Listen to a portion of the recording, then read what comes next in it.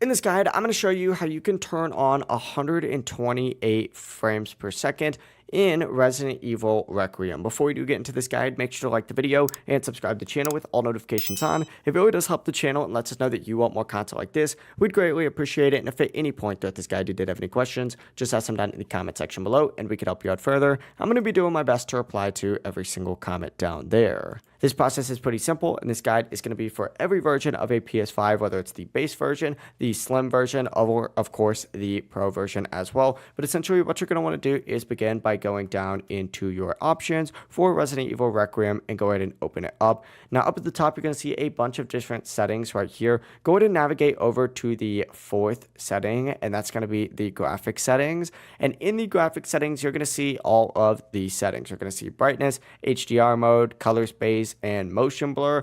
But right past this, you're going to see a ray tracing mode just like so. Essentially, what you're going to want to do is just turn this off if you are on a PS5 Pro, and you will now have enabled 128 FPS in Resident Evil Requiem. Now, if you're on a base PS5 or, the PS5 Slim, unfortunately, this is not a feature that we actually have. However, the game does still look pretty good without it. If you guys did have any questions, just ask them down in the comment section below and we could help you out further. I'm going to be doing my best to reply to every single comment down there. Before you do leave this guide, make sure to like the video and subscribe to the channel with all notifications on. It really just helps out. Lets us know that you want more content like this. We'd greatly appreciate it. Have a great rest of your day though. Peace.